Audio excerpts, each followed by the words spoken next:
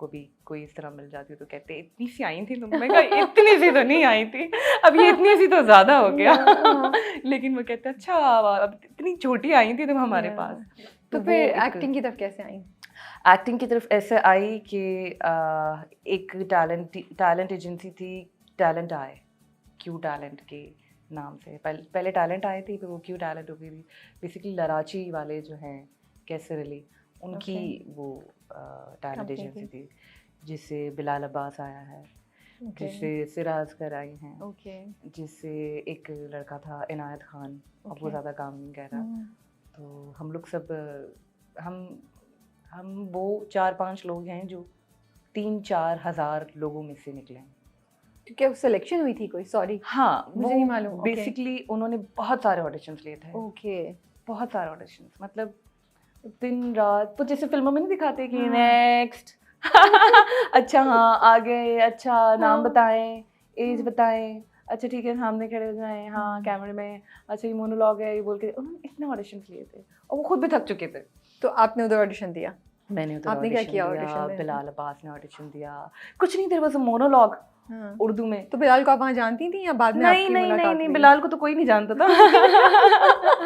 I just mean that कि आप दोनों वहाँ साथ गए थे, दोस्त थे पहले से या कुछ? नहीं, हम साथ सर, हाँ। वो बस वो मैं कोई किसी को नहीं जानता था, बस वो ये था कि सब एक उन्होंने छांटी करके जिसे कहते, उन्होंने जो सेलेक्ट हुए सब लोग निकाले थे। और फिर उसके बाद हमारा एक सिलसिला शुरू हो गया वर्कशॉप्स का, जो वर्कशॉप्स लेते थे। तो वर्कशॉप में आप सब साथ थे? हम वर्कशॉप फिगर आउट के ये दोनों एक दूसरे को। मैं आपको बताती हूँ ना इससे कि आगे क्या हुआ कि वो फिर एक सिलसिला स्टार्ट हुआ वर्कशॉप्स का, जो वर्कशॉप साकिब समीर लेते थे।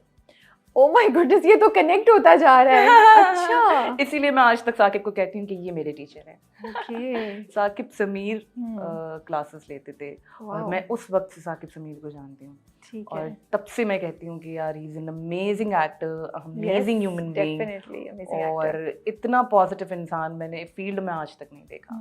उनके साथ काम करके आप इतने कंफर्टेबल होते हो। मेरी कैसे ये खुश नसीबी नहीं रही कि मैं ज़्यादा उनके साथ काम कर सकूँ, लेकिन उन्होंने मेरी हमेशा बहुत हेल्प की है, हमेशा। So you guys were actually auditioned and trained by that company? By Saqib Sameer and then okay. और मैंने और बिलाल ने पहला प्रोजेक्ट किया था, साया दीवार भी नहीं, ऑन हम TV. Okay, so that's how your journey started. Yes. तो मतलब उस कंपनी ने ही आप लोगों को, उस टैलेंट एजेंसी ने आपको साया दीवार दिलवाया था? साया दीवार दिलवाया था। और बिलाल को आगे प्रोजेक्ट्स मिले। वो मतलब जो भी हम काम करते थे इनिशियली वो टैलेंट आई के थ्रू करते थे। और so they were kind of your PR company? Yes, agents manage कर रहे थे, हमें मैनेज कर रहे थे। Okay. और आई थिंक वो बहुत ज़रूरी भी है, बहुत अच्छा भी है। और ये हमारी खुश नसीबी थी कि हमें एक ऐसी टैलेंट एजेंसी मिली कि हम उसमें गए और हमने उसमें मेहनत की, उन्होंने हमें पिच किया और हम आज कुछ थोड़ा बहुत नाम, बिलाल अब्बास तो माशाल्लाह स्टार हैं, लेकिन थोड़ा बहुत नाम जो हमने बनाया वो ये हमारी खुश नसीबी थी। आजकल तो लोग पूछते हैं कि कहाँ ऑडिशंस देने, कैसे करना है, कैसे आगे जाना है, लेकिन आपको रास्ता नहीं मिलता। तो एक प्लेटफॉर्म मिलना भी बहुत बड़ी खुशनसीबी है। तो इससे आपका जर्नी स्टार्ट हो गया। साया दीवार पहला ड्रामा था आपका, और फिर आप उसके बाद करती रही? उसके बाद कुछ ना कुछ करती रही। मैंने बिग बैंग के साथ किया, शहजादा सलीम, मैंने फिर बोली बानो, और मतलब इतने प्रोजेक्ट्स हैं कि माशाल्लाह मुझे भी याद नहीं है कि मैंने इतना काम किया। माशाल्लाह। बट आसान था रास्ता? कोई मुश्किलात फेस करनी पड़ी? कोई इनअप्रोप्रिएट किस्म की सजेशंस आपको सुननी पड़ी या ऑफर्स हुई? क्या था जर्नी, कैसा था? Anything that you want to share? देखें, रास्ता मैं समझती हूँ कोई भी आसान नहीं होता। रास्ता तो बहुत मुश्किल था, लेकिन दूसरे तरीके से। मुझे कोई ऑफर्स नहीं आई या मुझे कोई किसी ने कभी कोई मुझसे गलत बात नहीं की, जिसकी मैं समझती हूँ 2 वजूहात थी। एक तो ये कि मैंने इनिशियल लेवल पे, मतलब मैंने जो अपनी जर्नी स्टार्ट की तो I used to go everywhere with my mother. Okay. और सेकेंडली हमारे पीछे एक ऐसी टैलेंट एजेंसी थी कि अगर कोई हमारे साथ मैस करता या कोई हमारे साथ उल्टी सीधी बात करता तो हमें पूरा अलाउ था कि आप उस वक्त आपने सेट छोड़ देना, आपने हमसे कंप्लेन करनी। ओके। फिर हम जाने और वो जाने। तो वो एक ऐसा कहते हैं अल्लाह का करम कि वो हमारे लिए एक अच्छी अपॉर्चुनिटी थी कि हमें कुछ ज़्यादा फेस नहीं करना पड़ा। हाँ, रास्ता मुश्किल इन अ सेंस ये था कि बहुत मुश्किल होता है कि अगर आप ऐसे आए कि आपकी फैमिली में भी कोई एक्टर नहीं है, आपको कोई जानता भी नहीं है, आपके पास कोई अच्छी पीआर कंपनी उस सेंस में नहीं है, क्योंकि अब तो पीआर बहुत डिफरेंटली होता है ना, अब तो बाकायदा एक्टर सेल किया जाता है, तो वो भी नहीं था। और आपको अब देखिए, मुझे अब 10 साल बाद मुझे लोग पहचानते हैं, तो ये आजकल तो माशाल्लाह टिकटॉकर्स और इन्फ्लुएंसर्स को लोग पहचानते हैं, तो ये एक डिफ़िकल्टी कहूँगी कि आपने इतना अपना पीक टाइम आपने लगा दिया अपने आप को मनवाने में, तो ये भी आसान नहीं होता।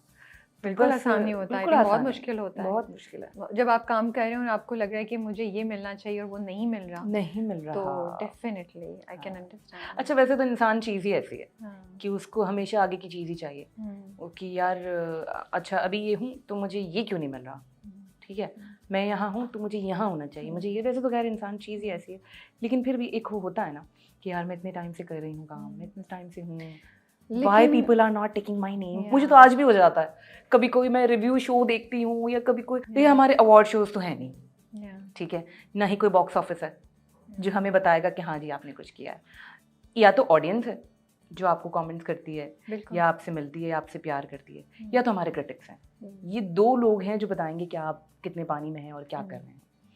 तो बहुत टाइम लगा मुझे पहुँचने में, यहाँ तक पहुँचने में, फुशिया तक पहुँचने में बहुत टाइम लगा। तो ये है कि आप बोलते हैं यार ये क्यों नहीं हो रहा, वो क्यों नहीं हो रहा, मुझे कोई ये वाला प्रोजेक्ट कुछ ऐसा क्यों नहीं मिल रहा, कोई मेन लीड कोई बड़ी चीज़ क्यों नहीं मिल रही।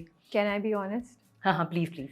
सो I have seen you in Mohra, और उससे पहले भी मैंने देखे होंगे, लेकिन मुझे इतना रजिस्टर नहीं किए हुए ज़हन में। बट देखिए, एज आसिया डे वन भी Scene 1, I think I noticed you. I don't know आपने हमारा रिव्यू सुना या नहीं सुना, but I mentioned all 3 characters, you know, जो ज़ारा का कैरेक्टर कर रहे हैं, जो आपके साथ आपके हस्बैंड का कैरेक्टर कर रहे हैं, you know. So all these 3 people, I said, wow, what an amazing performance, you know, from the very first 2 episodes. तो वो जहाँ पे डायरेक्शन सही है, जहाँ पे स्क्रिप्ट आपको इतनी एबिलिटी दे रहा है, आपको इतनी मार्जिन दे रहा है कि आप कर सकें। मोहरा में भी repeatedly said, if you heard us, that we feel this actor is being wasted, you know, no because nothing to take away from the project, with all due respect, and nothing to take away from your ability, but you know, there were times जब हमें लगता था कि actor सिर्फ table पे बैठा हुआ है, इसके एक्टर के पास डायलॉग्स क्यों नहीं है, इसके एक्टर के पास और मार्जिन क्यों नहीं है कुछ करने का, जाने तो प्रेजेंस थी, but we couldn't see the character doing anything. But यहाँ पे प्रेजेंस शायद उतनी नहीं है मोहम्मा में, बट परफॉर्मेंस का मार्जिन कितना है। कल की एपिसोड रात की देखिए आप, जो उसको रो रही है वो, so even you know that scene जब वो उसको कहता है उसका हस्बैंड के वो भी अकेला है जुनैद, और वो भी अकेली है, वो सो रही होती है, जिस तरह पलटी है ना और फिर लंबे बाल खुल के आए, I was like wow, she is like you know, धड़ इट वाज वेरी इम्पैक्टफुल। और वो इतना कुछ स्क्रिप्ट में लिखा नहीं था जितना मैंने सुना दिया, तो अच्छी बात है। तो वो बस वो जितना, क्योंकि मुझे भी था भाई तुम चुप कर जाओ, स्टोरी आगे बढ़ने दो, मिलने दो उनको, हमें देखने तो दो कि जुनैद के साथ होता क्या है। एग्जैक्टली, तुम बीच में बोल रहे हो। जितनी आसिया वफादार दिखाई है वो नहीं सुनना चाहती जहाँ आरा के खिलाफ कुछ भी। तो मैं समझती हूँ कि वो बस बनता था और वो बस वो निकला और वो आया और people are liking it and I am glad, अल्हम्दुलिल्लाह। तो बीच में कहीं ऐसा हुआ कि आपने सोचा यार बस I'm not gonna put up with this, मुझे वो नहीं मिल रहा जो मैं चाह रही हूँ, और आपने सोचा मैं बस अब रास्ता बदल दूँ? हुआ ऐसा? हाँ, बहुत बार, really? बहुत बार। तो छोड़ा, वापस आई या छोड़ा नहीं, बस सोच आई? वो अल्लाह ने मुझे छोड़ने ही नहीं दिया। ओके, कुछ ना कुछ मेरे पास अपॉर्चुनिटी आ गई, कुछ ना कुछ मेरे पास करने को आ गया, और हर प्रोजेक्ट आप लोगों को शायद, जैसे आप लोगों को अब लग रहा है कि जी मोहम्मा ऐसा प्रोजेक्ट है जिसमें मेरा एक्टिंग या मेरा क्राफ्ट या मेरी परफॉर्मेंस नजर आ रही है, लेकिन पता नहीं क्यों मुझे हर प्रोजेक्ट में ये लगता था कि यार ये कुछ कर जाएगा, या इसमें नजर आ जाऊंगी, या इसमें मैं यूं कर दूंगी, या इसमें। तो वो होता है ना कि जब आपको किसी चीज़ से प्यार होता है, आपको अपने काम से प्यार होता है, तो आप उसके पीछे